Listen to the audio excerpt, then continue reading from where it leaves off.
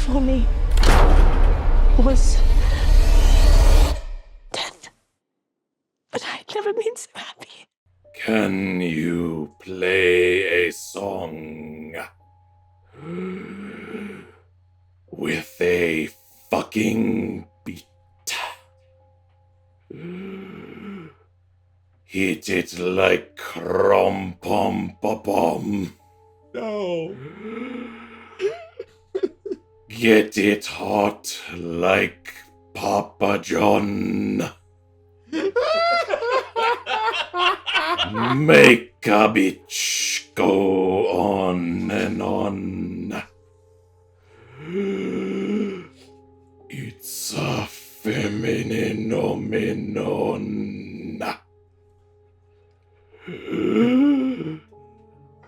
Welcome to Bomb Squad Matinee. If he does that the whole time. I am your host, Count Tim M. Sullivan, and with me I have... Hi, I'm Bram Stoker's Dracula. Hark, I'm Austin of the House Weebleman. I'm Tanner. And today... Oh, thank God. we will be discussing one of the biggest horror films of 2024, Nosferatu. The latest film by Robert Eggers and the latest of several adaptations of Nosferatu, the original vampire movie. This is one that we've all been pretty excited about for a while. So I'm excited to talk about it, but before we get into it, since this is a vampire movie and, like I said, an adaptation of the original vampire movie, let's talk about some of our favorite vampire movies. Tanner, we'll start with you.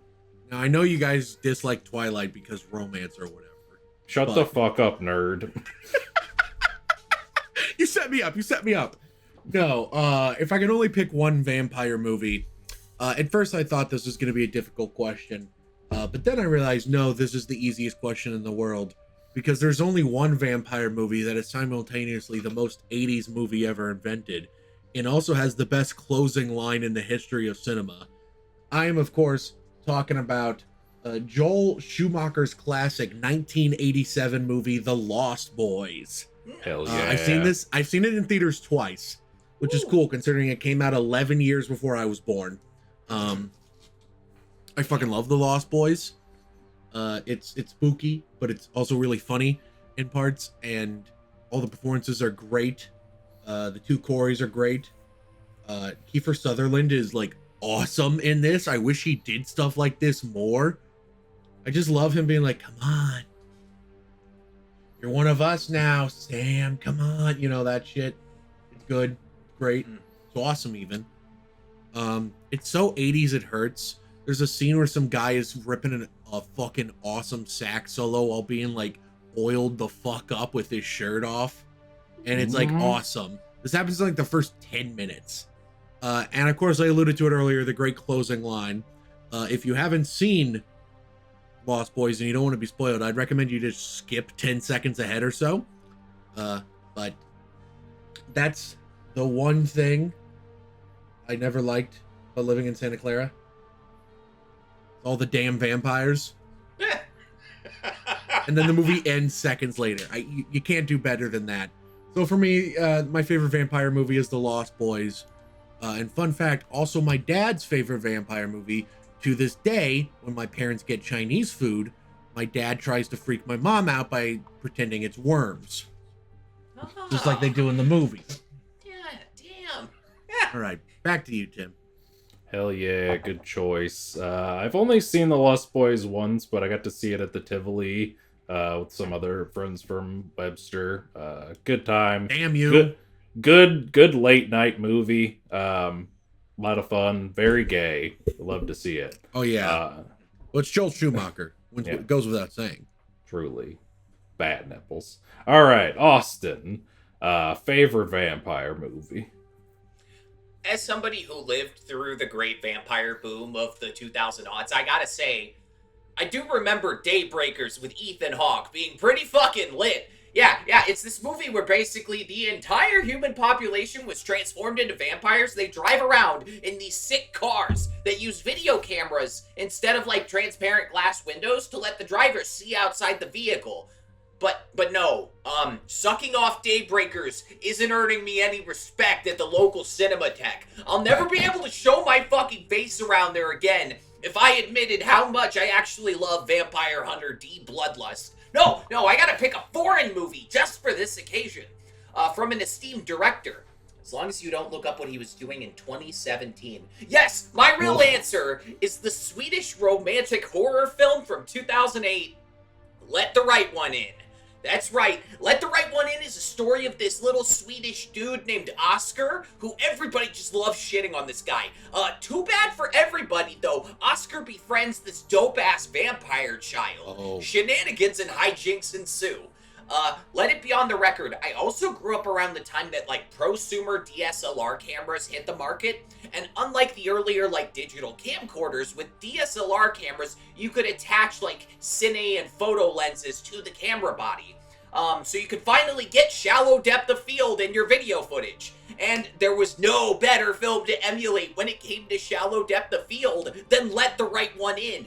They had, like, a fucking f1.4, f1.2 on this beast. It has an extremely distinct and very blurry visual style. One last thing. I cannot hype this up enough. Let the Right One In is one of those movies like the first Kingsman or like Furiosa or Saving Private Ryan. There's one specific scene that is so goddamn good, it stays in your memory for the rest of time. All I will say is it involves a swimming pool, and I have no fucking clue how they shot it. So yeah, that's my favorite vampire movie of all time. Van Helsing 2004. Back to you, Tim. Hell yeah, great stuff. Yeah, Let the Right One In is obviously incredible. I got to revisit that one last year. It holds up. It's just a really good fucking movie. I do appreciate Daybreakers. I haven't seen it since it came out, but like I really enjoyed the world building in that movie. I thought there was some really clever stuff happening there. But yeah, good solid picks all around. Like you mentioned, Vampire Hunter D is a fantastic vampire movie, but I've talked about that one at length on the show. So just suffice it to say, it's good. Another anime vampire film that is very seminal to me specifically is Blood the Last Vampire, which is the movie that I generally consider to be my first horror movie. Just a quick, like, 50-minute little OVA about a vampire girl named Saya with a big sword. Very, very, very good little bite of vampire horror.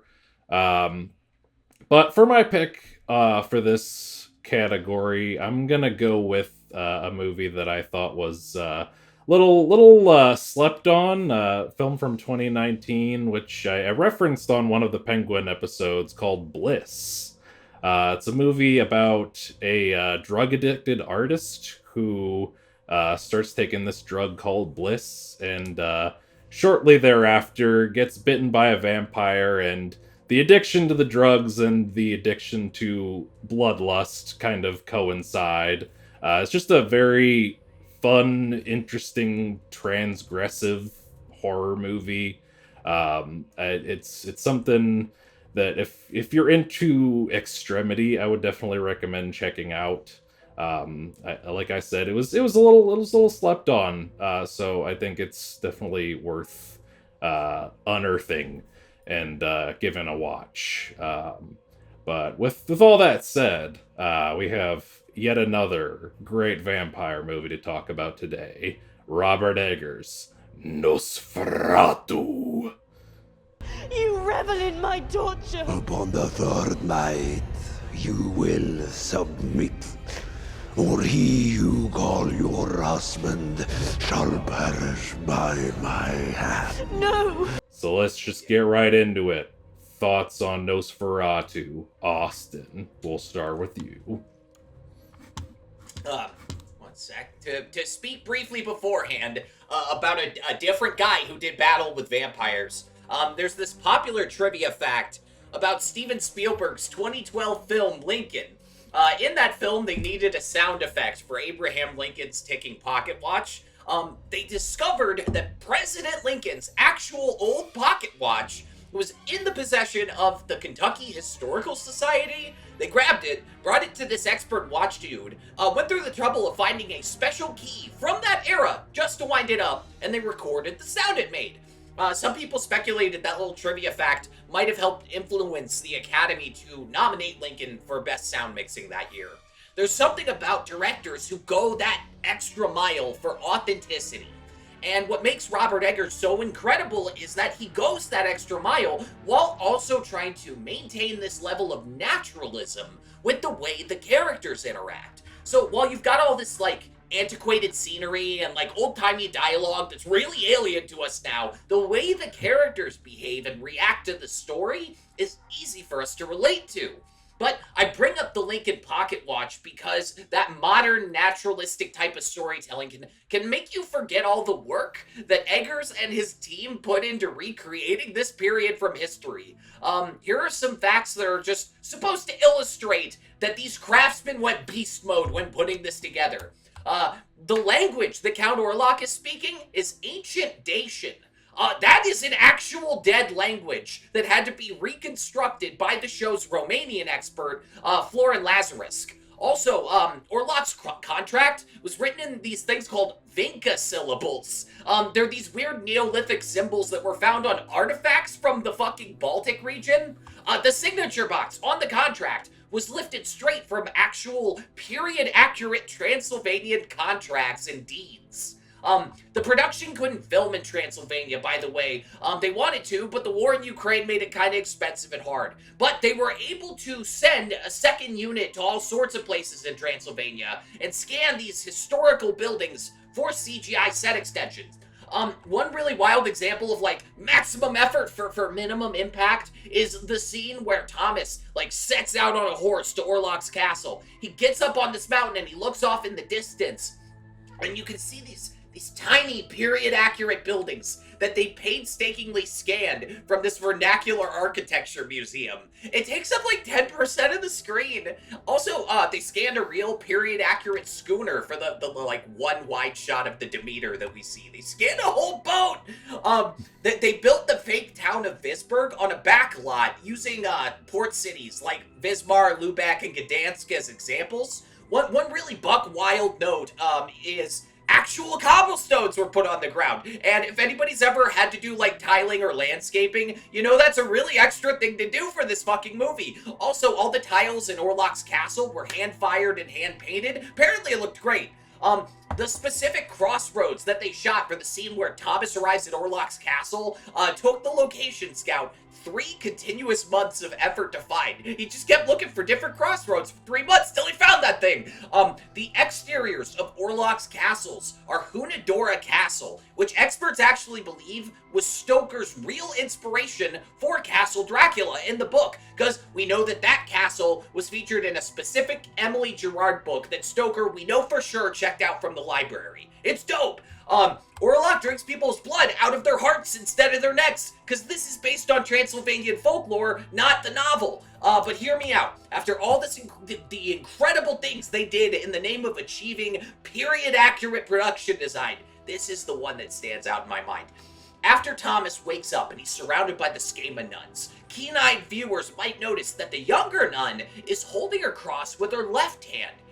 And I'm sorry, but no self-respecting history buff director would ever let a Romanian nun from the 1830s hold a cross in their left hand. That is like ultra blasphemy. Because of this reckless disregard for details, I give Nosferatu a Nosferatu out of 10. 1 point for each Prussian child that gets absolutely fucking dropped in this movie. So disappointing. Back to you, Tim. Valid. Tanner, go ahead.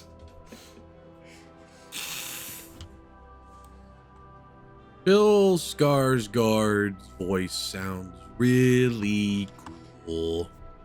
Correct. Back to you, Tim. No, I'm kidding. Imagine after all that, Austin's like, this, that. And I'm like, you know what? The voice, crazy, man. That was awesome. all valid points. I love this movie. It's in my top 10 of the year. Stay tuned for my best of 2024 list coming at some point between now and the end of the year. I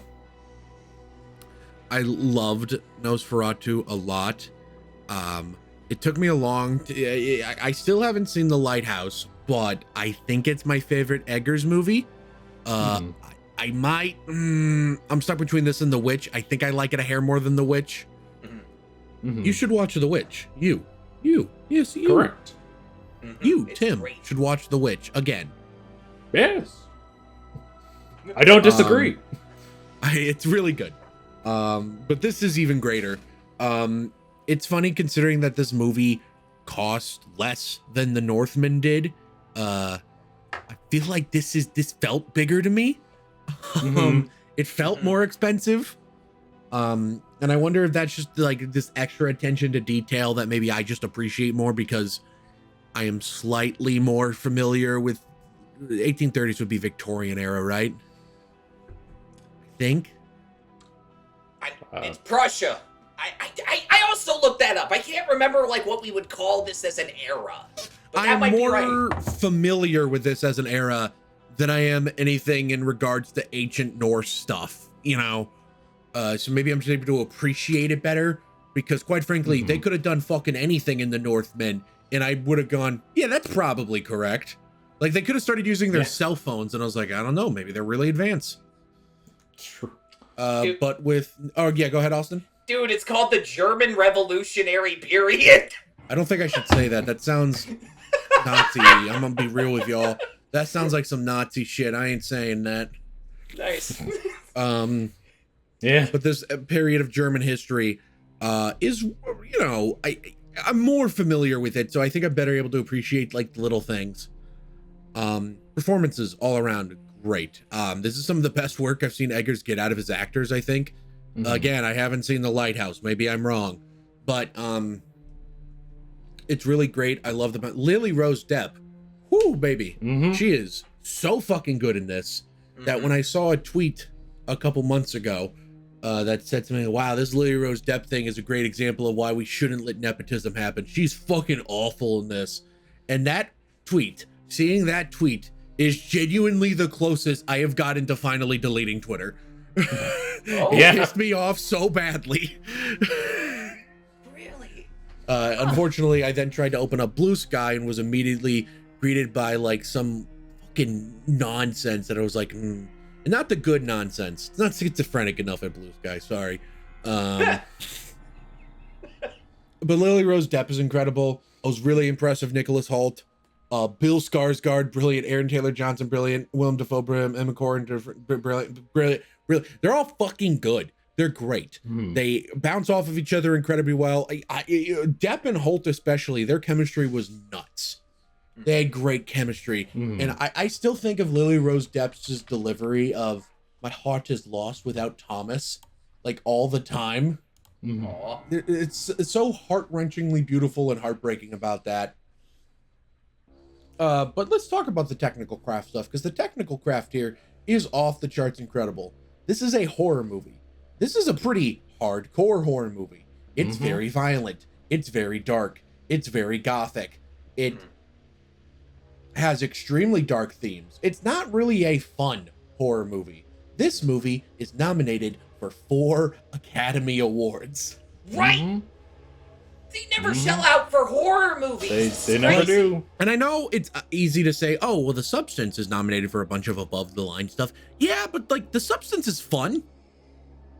Even if I didn't care for it that much, it's fun. It's goofy. It ends in a giant fun monster rampage at the end. Yeah, it has dark themes, but it's not really a dark movie. It's a silly movie. It's a B movie, kinda, affectionately. Nosferatu is like hardcore gothic fucking horror, and it got nominated for 4 Academy Awards. That ain't nothing. That's really impressive, because obviously the technical side of the Academy has always been more open to genre fare, I think, than the non-technical side. But that's still a really impressive showing. And I think it goes to show just how good the production design, the makeup, the cinematography, costume, makeup, production design, cinematography, how fucking amazing those 4 things are.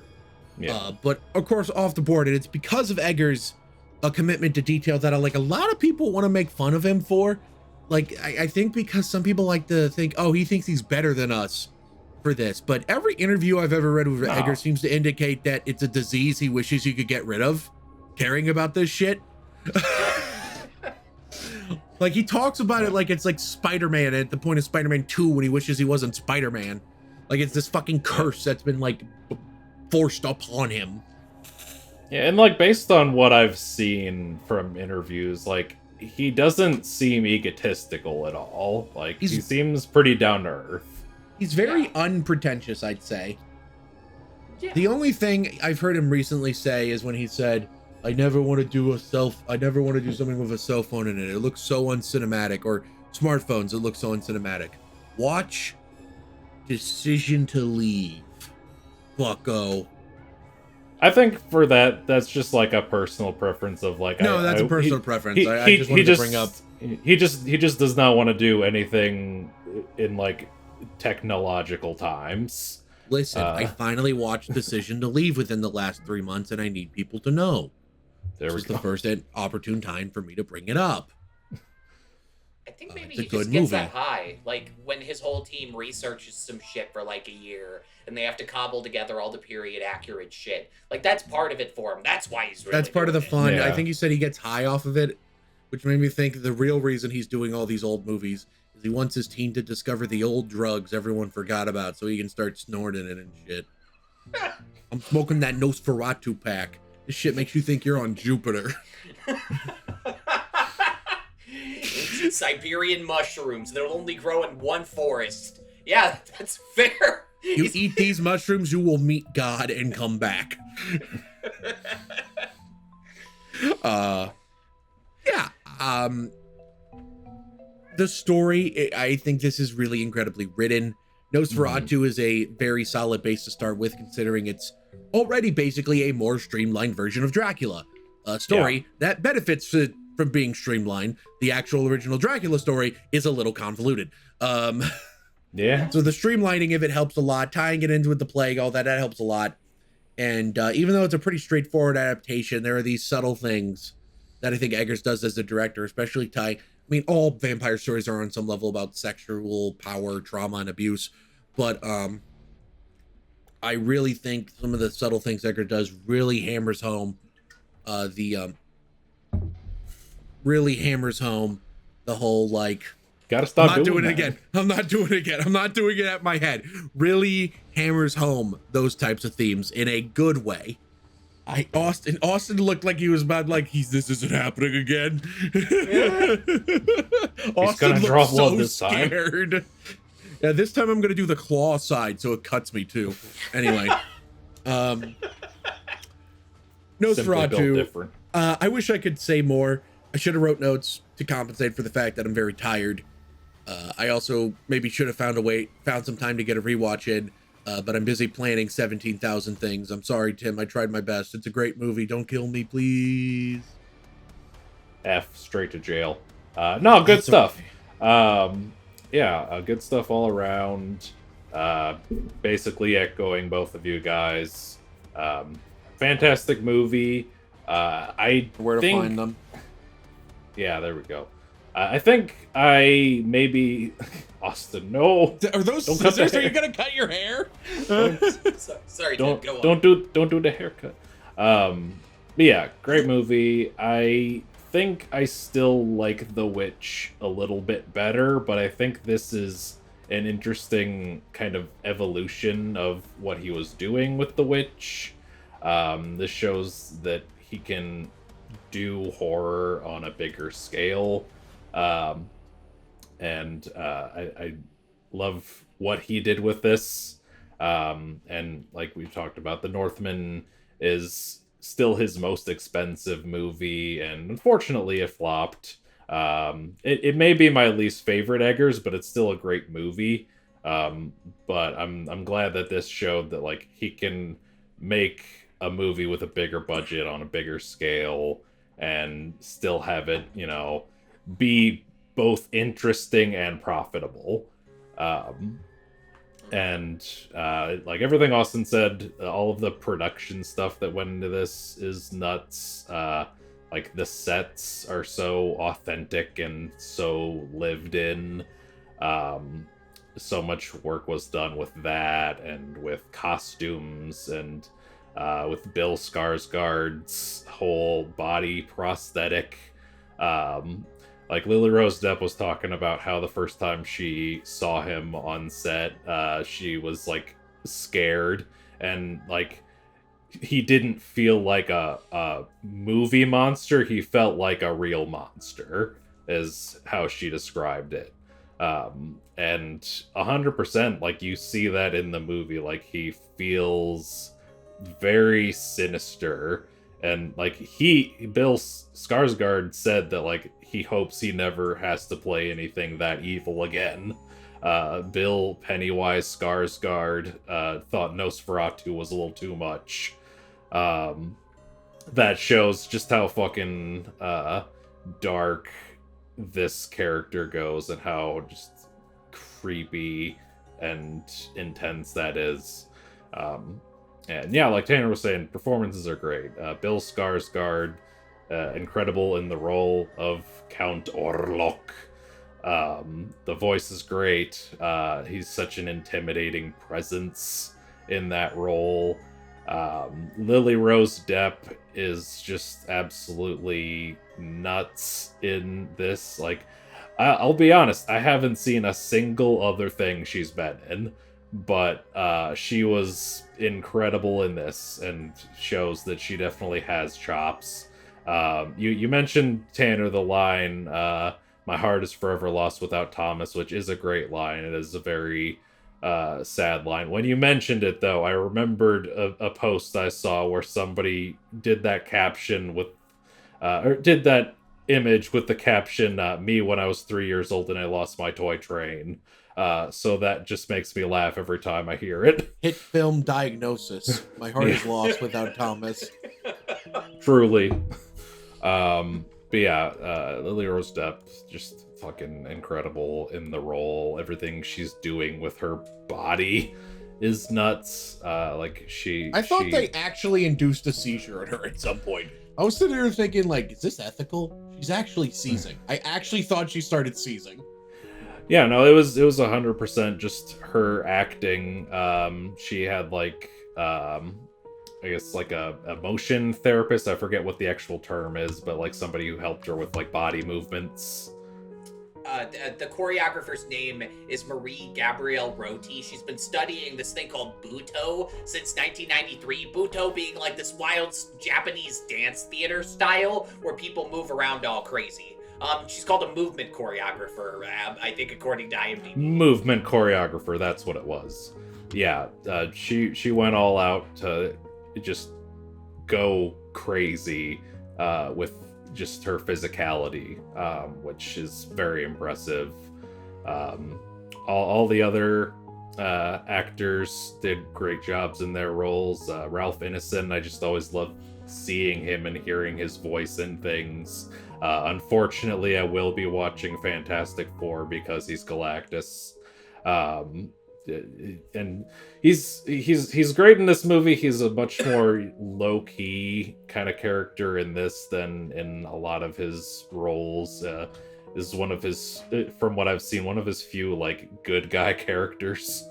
And Robert Eggers said something in the like documentary featurette thing on Peacock that he was so perfect in the role that he had to like go up to him and be like, listen, man, I'm sorry I'm not giving you very many notes, but you're just doing exactly what I want. Which I thought that was cool. That was fun. Yeah, cast's great. The production of it is incredible. And frankly, I have been a long-time proponent that more Oscar-nominated films should have freaky vampire sex. So this is the change I want to see in the world. Let's go. Yeah, good picture. And we'll have more to say about it in general discussion after a quick commercial break. See you in a minute. Welcome back from that ad break for another ad. MoviePalette.com is a website where you can get these little art pieces of thin lines of color on a piece of canvas representing each dominant color in every frame of a movie. I have one for the film Mandy that you can't see right now. Tanner's got one for the film Punch Drunk Love right behind him. You could get one for any movie you want. You could probably get one for this here film Nosferatu. Might even have Nosferatu 1922 just alternating between the color tinting. I don't know. You could get Nosferatu the Vampire. You could get The Northman. Whatever movie you want to get, even if they don't have it on the website, you could get one custom made for a little bit extra. So just go on to moviepalette.com and use the promo code SQUAD15 to save 15% on your order. Now, back to the show. And we're getting into some general discussion. Floor is open. All right, guys. I have two things. One, the scene where Thomas goes to that village right before he meets Count Orlok, and there's all those people there doing their shit, you know, Romani people doing Romani shit. Actual Romani's actors cast there. He found a bunch of Romani actors for that scene. And yet they tell me it was impossible to cast Doctor Doom as a Romani actor. But whatever. This movie has like 1/100th of the budget of the next Avengers movie, but whatever. Robert Downey Jr. simply has to say, I hate you 3000. I get it. Also about that scene, the woman who like does the little back bend out of She's my favorite. camera's point of view, she was 5 months pregnant at the time of filming. That's fucking insane. She did that stretching while pregnant? Yeah. That's crazy. Number two. This movie has 3 producers listed as the Producers Guild of America people. I just found this out. I was literally just looking at the IMDb page. Those people are Eggers himself. That makes sense. I believe he has self-produced all of his movies. Eleanor Columbus, which that name might interest you. You hear Columbus, you think, well, as far as I can tell, Eleanor Columbus is the daughter of the third producer of this movie, Chris Columbus, aka the guy that directed the first 2 Home Alone movies and the first 2 Harry Potter movies. Yep. And not just that, he was an executive producer on Eggers' first 2 movies as well. There's a scene in Nosferatu where Thomas is like, Orlok's door is slowly closing on him, and that actually wasn't in the storyboards that Eggers made. Chris Columbus was on set and was like, hey, you should get that. And Robert Eggers was like, what? And so they got coverage of it. And then when they were doing the edit, they're like, fuck me, the guy who directed Home Alone was right. We do have to put this in here. Home Alone is a well-directed movie. The first Harry Potter movie is a pretty well-directed movie. I mean, Columbus knows his shit. It's just crazy because I'm looking at this and I was like, oh, that's funny. The producer's named Chris Columbus. What a coincidence. Opens their IMDb page. Oh, it's the same Chris Columbus. Yep. Cool. I didn't know he was like producing horror movies now. He also was an executive producer on Dee Dee from last year. Both movies nominated for the Bomb Squad Awards. Nice. Tune in. Yeah. How do we feel about the makeup on this beast? I mean, it was nominated for an Oscar for a reason. That shit at the end when they're fucking and Nosferatu's like fucking melting. That's crazy. Yeah. That was, what is it, Tracy Loader of Ontario, Canada. We should congratulate them on their award. Tracy was a prosthetic artist on The Last of Us, worked on Infinity Pool and Possessor, Cronenberg's kid, right? Brandon Cronenberg. Also, Nosferatu's dead corpse that you just mentioned, it was based off of Utsi the Iceman, that fucking frozen dude that they dug up, because he's got those real tiny legs. He was kind of based on that guy, or the design of his corpse. I do like how, even though, like, I think there's been a trend in even the scary vampire movies of recent years to really make the vampires sexy. I appreciate that Eggers and Co. truly tried to make him look like a corpse, like an actual decaying corpse. Yeah. And I think it's all the more beautiful that won't stop the monster fuckers on the internet. Absolutely. I do. What? It's the mustache. I'm gonna be honest. The mustache. Because of his mustache, I look at this Count Orlok and I'm like, God damn. I kind of get it. Yeah, I mean, I do love the design for Count Orlok in this. I forgot to bring that up. Like, Count Orlok in the previous Nosferatu films, like there's a very iconic particular design, a particular freaky looking guy, and I'm kind of glad they didn't just do that again. Like they brought elements of it, but then they gave him the Vlad the Impaler mustache to add some flair to it, and they made him, like you said, look more corpsey. I think just a very creative touch there. And something we've been very critical of in just movies in general over the last few years is a lot of movies now have a lot of scenes where it's just too dark to see anything that's happening. Not a fucking problem here. Yeah, I think what that's, a key light is. I think what's great here is they use darkness intentionally. Like if something is too dark to see, it's because you're not supposed to see it. Like Count Orlok, you don't really get a good look at until that scene where he's in the coffin, and that's done intentionally. That's done with purpose, and I think that was something that made this movie really strong. Also, most of this film is lit by candles, which is just fucking cool. Wonder if they did the Barry Lyndon thing where they had special candles made that have 3 wicks, so they burn really fast but also really bright. That was the thing they did in Barry Lyndon. Maybe they had super candles. That is 2 weeks in a row we've brought up Barry Lyndon. It's 2 weeks in a row we brought up films that were made by candlelight. Yeah. I got candles. Oh, that's fuck me. They're back. I still got a candle. Oh! I'm glad Tanner's wasn't lit based off of what just happened. Dropped it on my balls. Oh, that hurts. Fuck. Hey, you gotta stop hitting your balls. Ouch, in your head. Balls. That one wasn't even on purpose. Fuck. Oh, It's God damn it. Happy birthday. And with that, I'm never gonna give birth anymore. Well, not that I was giving birth anyway. My God, not that you know. We'll crack Impreg some one of these days. What's that movie, Men? This Alex Garland's Nosferatu Men. 2, Impreg. Two Feratu. One goofy detail that's kind of funny. So on the map, in Knock's like a little place of business, when Knock is about to send Thomas off to like his fucking doom, he's pointing to a place on the map that's supposed to be Transylvania. But they couldn't use the German word for Transylvania. They had to use the Danish word for Transylvania, because if they didn't, audiences wouldn't know they were like pointing at Transylvania. For reference, the Danish word for Transylvania is Transylvanian, whereas the German word for it is Siebenbergen. So they had to switch up which fucking language it was to not be period accurate. My close friend Simon Bergen. Come over here to Simon Bergen. You're gonna get your Simon, you're gonna get your Bergen. Simon Bergen. Americans explaining Simon Bergen. So imagine there's a burger, and then N. And also a guy named Simon. He's eating the burger. Simon Bergen.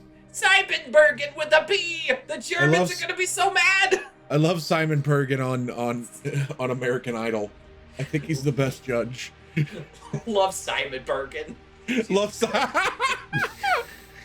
If you want to know the name of the girl on the horseback, that's Katarina Bila. B-I-L-A. You're welcome. Mamla. Got him. God damn it. This movie was filmed in the same castle Herzog used. Let's talk about that. Hell yeah. The 70s movie, Herzog filmed in this fucking castle in the Czech Republic called Pierstein Castle. So Eggers was pissed when he found this out, because he intentionally didn't watch the Herzog film. He was blocking it out of his mind. He's like, I don't want to copy that. I don't want to copy Herzog. And so when he found out, they're like, hey, let's film in this castle. It's the Herzog castle, idiot. He was like, fuck you guys. But they filmed in different parts of the castle. So the footage you're seeing in Nosferatu, nothing like the footage from the Herzog movie. They won. They won in the end. Fun fact. Yeah. Art imitates art, and yet it's different. That is funny that they filmed the same castle. I remember some people like read an interview where he said, "Yeah, I didn't watch the Herzog movie because I didn't want to be unduly influenced by it." And someone quote tweeted that and basically being like, "Look at Robert Eggers. He thinks he's so good and thinks Herzog should kill himself because he's better than him." I think this is a really uncharitable reading of what he's trying to say. It's so uncharitable. Just a so smidge. uncharitable. It's funny. Like it was basically like Eggers is like, he thinks he's better than Herzog. Fuck you. And Eggers is literally just like, I just want to make my movie. I want to make my movie unique. Oh, so you think Werner Herzog should kill himself? Got it. That's a whole new sentence. That's a whole new sentence. What are you talking about? Wait. So you hate waffles? Exists. Klaus Kinski exists. Werner Herzog should kill himself is a sentence that has been said 100 times. Oh yeah. Grizzly Man Nosferatu crossover coming to a theater near you. It's just me randomly mashing scenes together, and it'll just randomly cut. You'll just hear me like, "Hey, Nosferatu, bounce on it, crazy." Oh my God, Timothy Treadwell's getting eaten by that bear. I want to see, what's his name, in the full Nosferatu makeup with the headphones on, listening to the Grizzly Man footage. Nosferatu himself being like, "Show this to no one. Delete this. Delete this, nephew." Hey, anybody want to know how they did the pigeon? The one where he bites the head off the fucking pigeon? I don't because in my belief he actually bit the pigeon's head off. My belief he went, "I'm gonna do it." Eggers is like, "No man, we got a fake bird," and then he just and Eggers was like, "Please tell me we got that on camera." The prop guy is like, "Eggers, why did you order 20 pigeons?" He's just sitting there. Eggers is like, "We're gonna need more than one take. We're gonna need coverage of this one." Speaking of Barry Lyndon, there's a scene where Kubrick actually forced a guy to puke. It's in the final cut, and that was one of the few times Kubrick was like, "All right, we're done after one take." So it would have been very funny for Eggers to make a guy eat 20 pigeons. I would love for Kubrick to be like, "All right, vomit. All right, one more for safety." So the way they did the pigeon was, he has a real pigeon for most of the shot, like an actual trained pigeon. And there's actually a point where his hands dip out of frame and they hand him the prop pigeon, right? But it doesn't look like that because the CGI guys made the eyes blink on the prop pigeon. They just basically gave it a couple of lifelike features before he bit in and ate the juicy pigeon prop. You could do this too in your short films. Tanner Richard Kraft. I did Hollywood something in my recent movie. Oh. Yeah? Yeah, we had, I don't want to specify, but like, we had this one-er shot, and a character needed to do something that required putting something on that character. So I designed the shot so that they would exit frame just long enough to get them to them. Excellent. I'm being vague because I don't want to spoil it. Gotcha. Coming soon. Hopefully. It's the only Robert Eggers movie that has a crossfade in it. I never noticed, but apparently he's never used a crossfade until this. There's like the scene where Orlok is like telling Ellen their flesh is about to embrace. The one crossfade in his entire filmography. Apparently he fucking hates crossfades. I did not know that. So this is horrible. This is not funny, and I shouldn't say it, but I'm going to say it anyway. For some reason, you bringing up crossfades had this idea pop into my mind. What if the final scene between Nosferatu and Lily Rose Depp in this movie, but we set it to "You Are My Rose" from the Room soundtrack? Yeah. It's still going. Then we make an Adult Swim version where everything's all blurred out and air it at like 3 a.m. Just like one square there's one square in the corner that's not a black spot. God,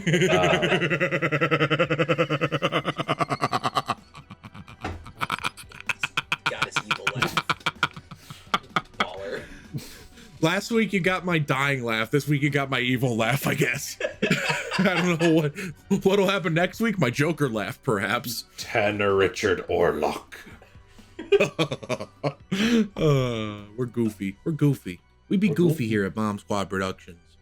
We be goofy. We be serious. I be hurting myself in new and exciting ways. That's true. gotta stop doing that.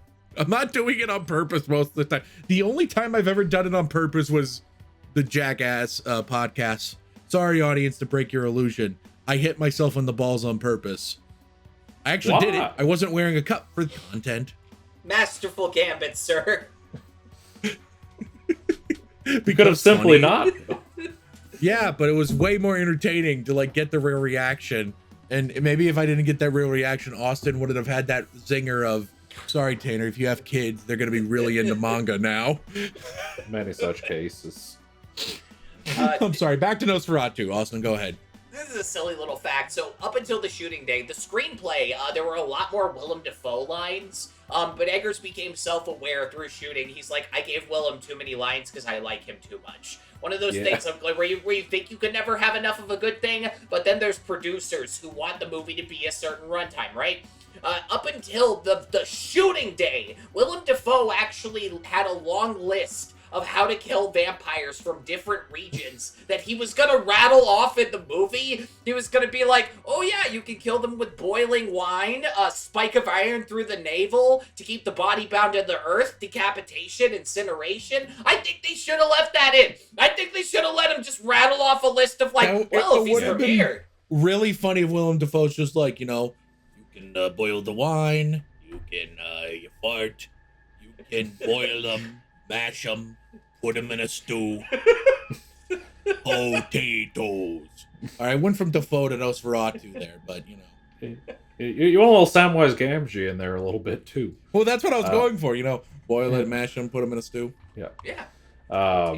But yeah, I didn't even really talk about Willem Dafoe, but yeah, he's great in this. You know, he didn't get a whole lot of screen time in The Northman, but he was great in that. I just love seeing Dafoe in anything really, but especially anything Robert Eggers is doing. Two Willem Dafoe roles in close proximity where he just kind of gets to be a little freak. This one less so than Wild at Heart, but yeah, I kind of like the part where Willem Dafoe and Lily Rose Depp kind of like go off away from everyone, and they both kind of say, "So yeah, like you have to fucking die for this shit to work." And Lily Rose Depp is like, "Yeah, absolutely. There ain't no coming back from this. Yeah, I just need you to distract him." Willem Dafoe's like, "I got you." I liked his final, like, one of his final lines to her, like, you could have been a great priest of Isis back in ancient times. Isis! Something like that. The old god Isis, not my No, friends. there's something very obvious that Lily Rose Depp like would have been like a greatly respected religious figure of some kind back when like women themselves were allowed to be that a few hundred years before this movie takes place. Maybe 1,000 years. He's like her one friend in the movie, and it's refreshing because we spend a ton of the movie and people like just trying to deal with her and make her kind of go away or not be such a burden, and then he comes in and he's actually listening to her and shit. Except for that point where he pokes her in the fucking wrist with a syringe. Did you guys know that was a real procedure that people used to do to demonstrate that someone was hysterical? Like, doctors would just fucking stab you with a syringe in the wrist and be like, yeah, she's having pussy problems, I'm sorry. Like, I could not fucking believe it when I heard... Yeah, shit. Fucking crazy. I wish someone would stab me in the syringe because I'm having pussy problems. I'm so lonely. Shit was fucking crazy. Their relationship is good. It's good to see Lily Rose Depp actually get a friend. Holy shit, that scene with her and Thomas where she's flipping back and forth between being a nice person and being an absolute freak, where she ends up, crawling on him at the end. That scene was fucking wild! Yeah. That look she gives when she's like on her knees hugging his leg and she looks up is like the craziest fucking look I saw in a movie last year. And she has a lot of crazy looks in this movie, but somehow that look was just like, oh my god, I don't think I should look at this. And then she goes, you could never please me like he could, and he took that personally. Yeah, I wasn't actually sure how to interpret that scene at first. I thought I was witnessing Thomas like crossing a line, but then I later realized, no, that was probably consensual, I think. Oh yeah. I mean, he sexed her so hard the wall fucking went out so the camera was able to go into the wall. He actually fucked that wall away. That's diegetic. You know, I kind of do relate to Lily Rose Depp here at the beginning of the movie when she's just like praying to the open air. I'm so fucking lonely. Please. I'd be doing that sometimes. I get it. Shit, if I got a vampire, I might have just made do. Honestly, beggars can't be choosers. Can't really be saying things sometimes. I would let Nosferatu bounce on it crazy style. Correct.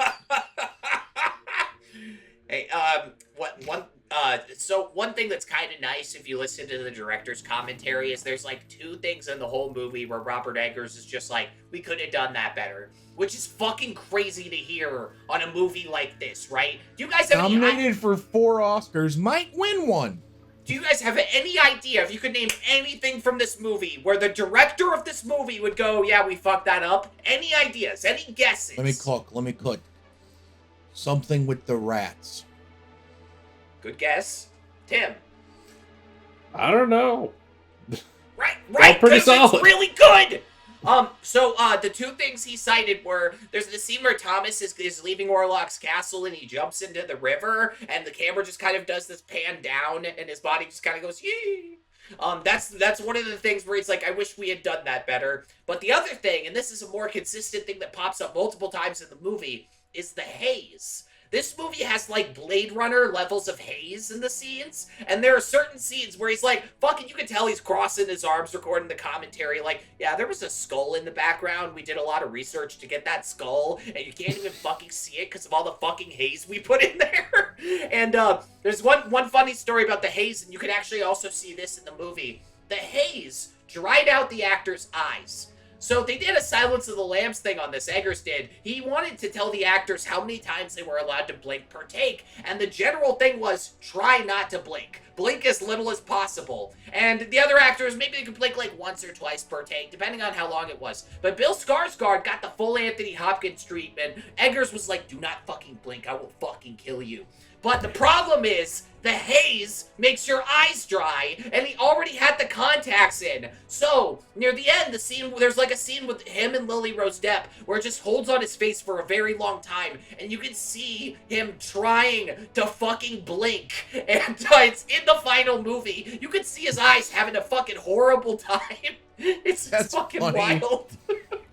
I love how maybe Eggers or nobody on the set that didn't even think of wet their eyes for them.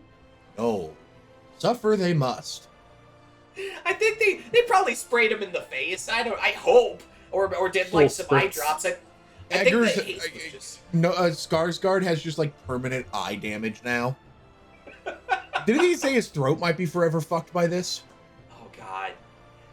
This is what happens when you lower your voice 1 octave after studying opera to become the vampire. It's kind of funny in the past couple of years. You know, this year we have Bill Skarsgård like permanently fucked his voice with the opera thing. A couple of years ago, Austin Butler can't remember how to not talk like Elvis. Mm-hmm. Years before that, Tanner Richard Kraft cannot get Benoit Blanc out of his subconscious. Bomb Squad moving now. I found a clip of me recently where I was channeling the Benoit Blanc voice in like 2018. Before he even existed. It was kind of awesome. Premonitions. Tim M. Sullivan can still see spirits due to his work on the other side. Truly. Every now and again, Tim closes his eyes and he sees the demons and he's like, oh, hey guys. I always be seeing intersex demons. True.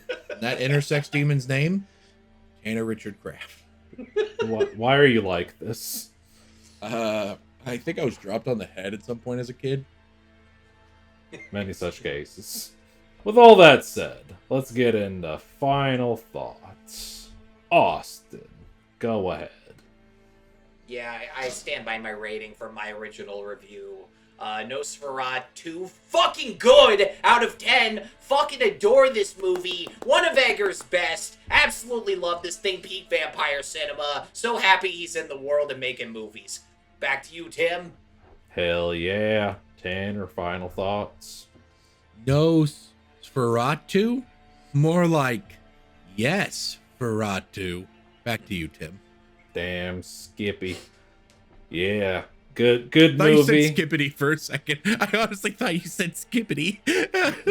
No, incorrect. Straight to Skippity jail. Nosferatu. Skippity Nosferatu. Skippity Nosferatu. Stop. Damn, Skippity Stop doing what you're doing, Tanner. Ohio Ferratu. Chad, is this Riz? Shut Chad the Michael fuck Ferratu? up! Jesus Christ! Alright, final thoughts on this movie. Nosferatu, good picture. Love the killing, a lot of killing. Great performances.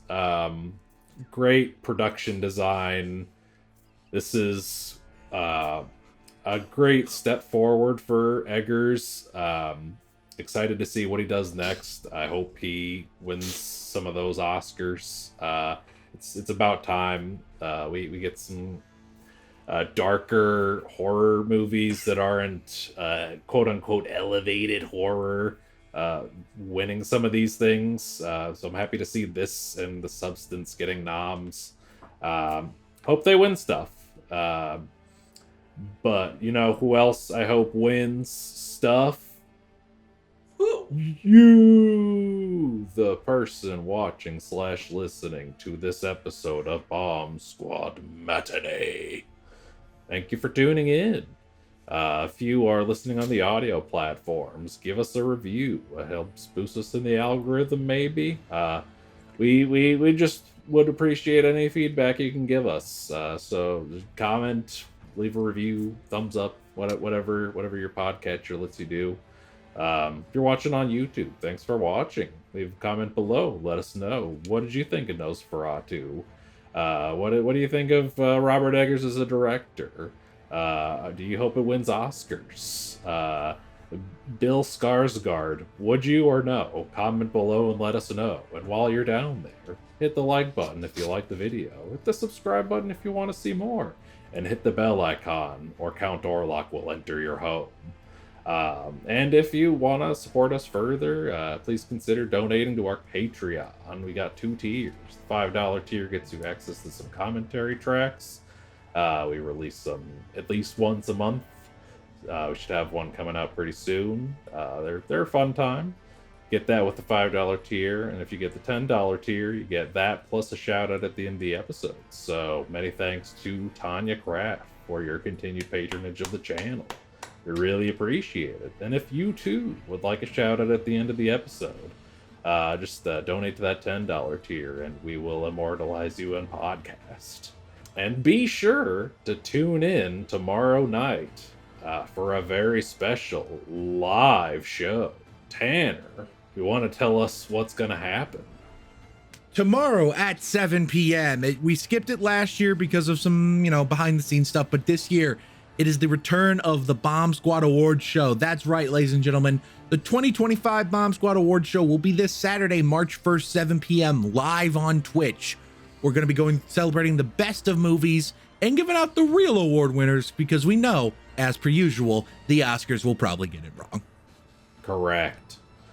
So yeah, be sure to tune in and hear what movies we think are cool and good. And once again, thank you for tuning in to this episode of Bomb Squad Matinee. And remember, you must bounce on it. Crazy style. Farewell. HOTTOGO, you can take me on to go.